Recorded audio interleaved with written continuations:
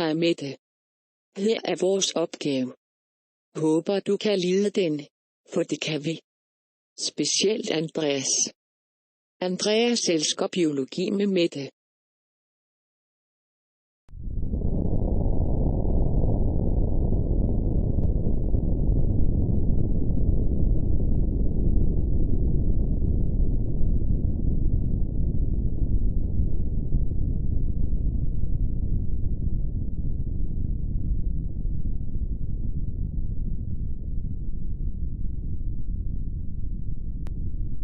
I skemaet over makroindeks skal man indsamle dyr og registrere, hvor mange dyregrupper man finder, og så skal man indskrive det i skemaet, i et skema, hvilke dyr, der bliver fundet.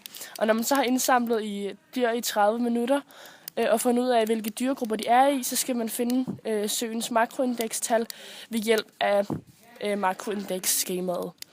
Men bemærk, det er ikke nødvendigvis alle dyrene, man finder, der kan bruges til at finde søens makroindeks. Blandt andet salamander og fisk kan man ikke bruge til at finde søens makroindekstal. I søen er der en fødekæde blandt dyrene. Det vil sige, at en bestemt slags dyr lever af at spise en anden bestemt slags dyr. For eksempel spiser skarven, som er en fugl, den spiser fisk som gedder. Gedden lever af aborre, som til gengæld spiser muslinger og små dyr som snegle, dafnier, vandlopper og rygsvømmere. Disse dyr lever til gengæld af meget små dyr som dansemyggelarver, dyreplankton, planteplankton og bundplanter. Det er derfor katastrofalt for søens liv, hvis en af arterne uddør, da det med tiden vil betyde, at nogle dyrearter vil forsvinde fra søen. I en næringsfattig sø kører alt som det skal. Algerne lever af næringsstofferne, og dyreplanktonen lever af algerne. Rødfiskene spiser dyreplanktonet, og rovfiskene spiser flodfiskene. Lysene er helt ned til bunden, da vandet er klart, så planterne de kan lave fotosyntese. Og når det hele dør og falder til bunds, bliver det nedbrudt af nedbryder. Næringsstoffet går hele fødekæden rundt og ender på bunden. I en næringsrig sø forekommer det, når der er for mange næringsstoffer i søen. Det kunne fx komme fra marker. Der dannes flere alger på grund af de mange næringsstoffer, og dyreplanktonet kan ikke holde bestanden af alger tilbage, da de bliver ædt af fredfiskene. Så kommer der rigtig mange fredfisk, og rovdyrene, som burde holde bestanden af fredfisk nede, bliver færre, da sigtbarheden i vandet er dårlig på grund af algerne. Så de kan ikke se, og de kan ikke jage. Og sollyset når ikke helt ned til bunden til planterne, så de kan ikke lave fotosyntese.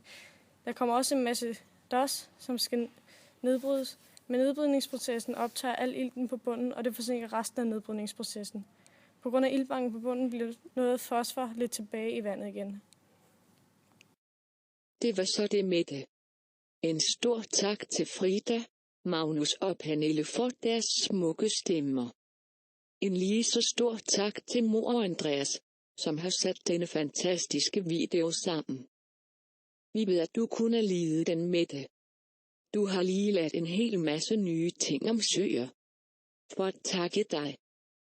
Kommer her et billede af Andreas og Mo. Andreas og Mo elsker biologi med Mette.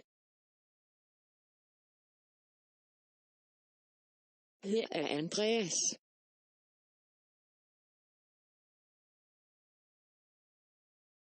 Og her er Mo.